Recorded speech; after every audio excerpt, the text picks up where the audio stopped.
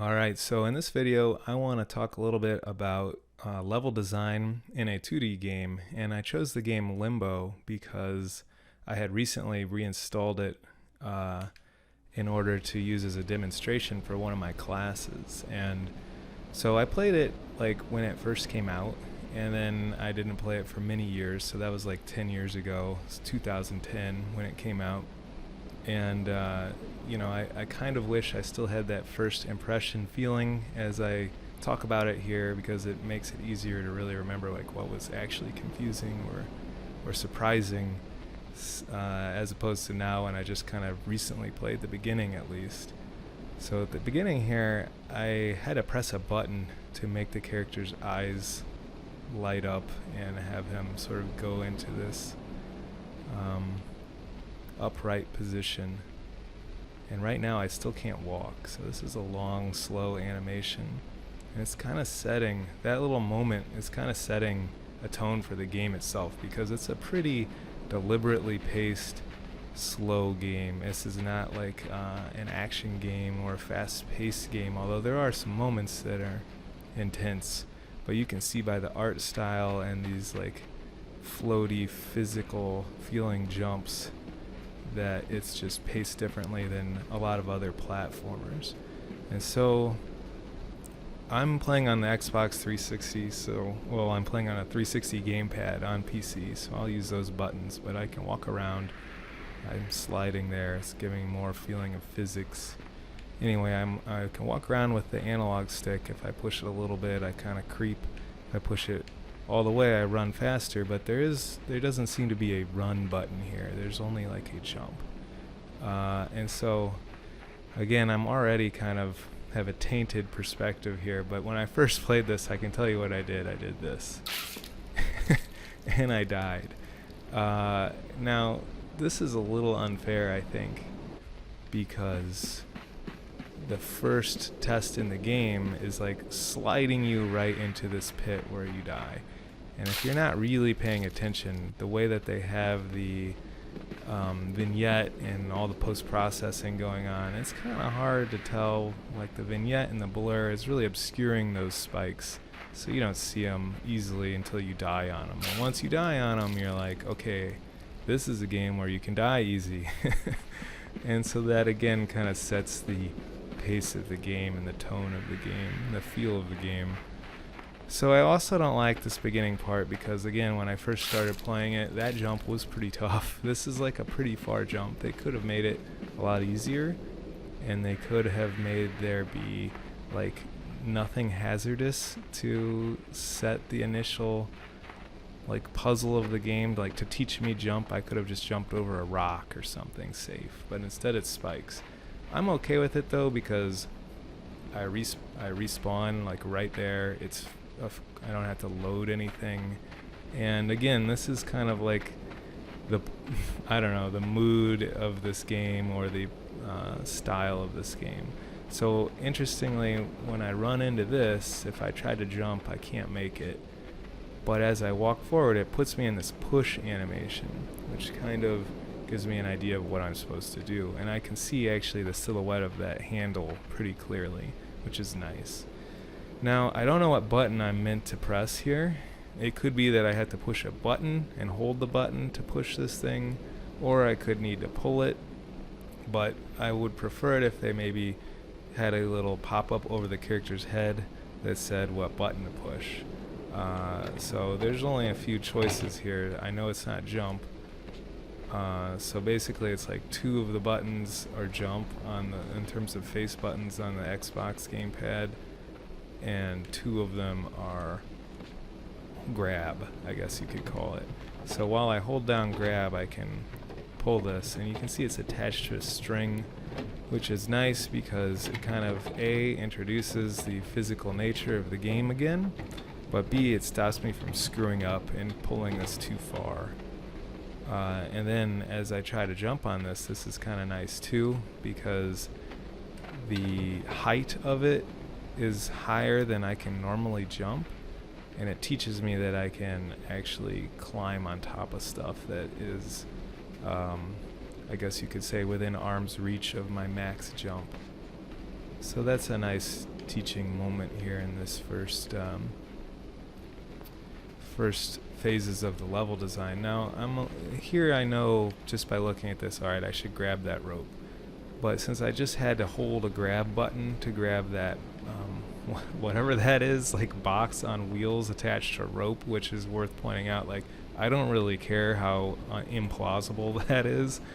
As a player, I just did it, and it didn't bother me until I said it out loud. But anyway, now I'm curious, do I have to hold a button to grab that rope?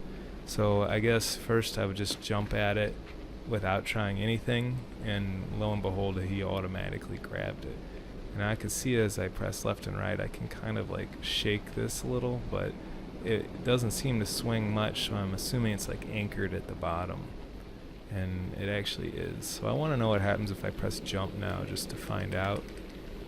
I can press down and jump to fall, it looked like. If I just press jump, nothing happens. Down and jump drops. Okay, I'm going to go this way because I can see the ledge there, whereas to the right I couldn't see the ledge, so it felt more dangerous. And I actually do think you can die from fall damage in this game, which maybe we can test that. Oh no, water. Oh no, the water killed me, seemingly. Interesting. So I guess we've learned that water kills you in this game. Let's test the whole fall damage thing.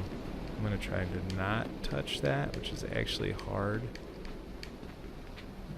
Alright, fall. Oh yeah, it didn't kill me, so that's cool. But the water did kill me, so I gotta jump over the water there. You actually can't really even tell that's water unless you fall into it and see the like buoyancy of the character. Alright, so I'm running. You know, another odd thing about this game, if I hold down jump, he just repeatedly jumps, which I don't really know if I like that. It's not how it works in almost any other platformer I can think of. I don't know if that's a weird PC bug or if that's intentional. So I jump on the boat and it detaches from that chain. Notice how the camera is like moving back and showing me a wider view. That's pretty cool because it kind of makes the world feel bigger. It helps me understand distance easier while I can't like it's just kind of like a moment to take in the scenery, and it implies that I have a long way to go. And then now that I've landed, the camera is coming back in a little tighter, implying that I need to be focused on a smaller area in front of me, and I'm not moving as fast. Now, this is a puzzle. Again, I've played it lately, so I know the answer, but if you notice, there's like a handle on this boat, which I do think reads pretty well. The silhouette art style of this game is good. Or I guess you could call it, it's like kind of like a backlit art style. It's pretty nice for keeping a good contrast between the foreground and the background and what's interactive and what isn't. So they've done a good job with like the silhouettes of the handles and making sure that they stick out and protrude far enough for me to see them easily. I can't seem to get up there. I don't know if I'm on the wrong side of the rope. I can't seem to switch sides of it. That's interesting. Or maybe this is some kind of puzzle and I don't remember it. Maybe I just have to jump from here. I guess I'm supposed to jump from there. That's kind of awkward, I feel like. Again, I got the wide angle. To me, that implies moving a long distance. So just keep running. Alright, the cameras come back in tight, and you know, again, the first time I play this, I'd almost always, like, bam, dead instantly. Oh shit, there's spikes, there's traps in this. Mercifully, you reload right in front of it, which is the only, like, this would be unplayable if it weren't for that. Check out his hands. Did his hands just automatically go towards the interactive thing?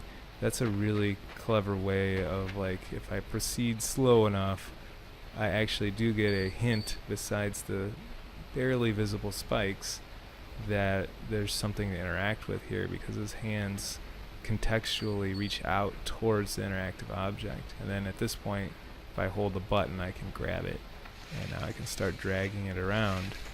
And so I can push that one. I wonder if I've created an unwinnable jump there. Let's see. Yeah, that's hard to jump over. I think you need a running start. They really are not afraid to push the boundaries. Like if I made this game, I probably would have made it so that you could jump over that without a running start, because I guess I'm just a wuss. I don't know. I'm nice. I'm not sure. In this game, I need to really run and jump pretty, do a good job at jumping to get over that. And I just barely clear it. So a lot of this game is like your first playthrough is almost impossible because of the nature of some of the death traps.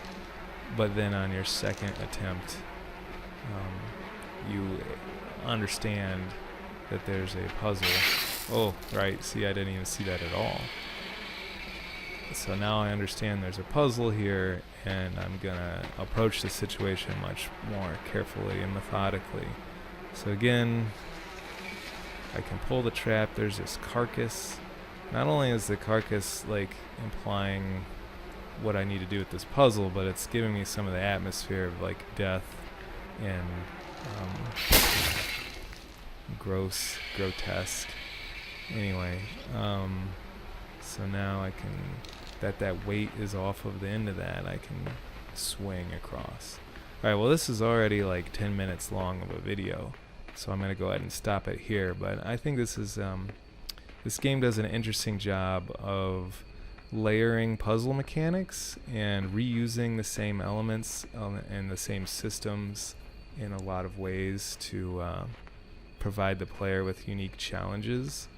And even though it's a little stiff and brutal in terms of, or I guess you could call it unforgiving, on your first initial run through the level, they are good at quickly restarting you and allowing you to like rethink a puzzle and more deliberately and methodically try to solve it. So even though you can easily like instantly lose, it's not quite as punishing as it sounds. Okay, I'm going to stop the video here. Hopefully this is interesting or useful.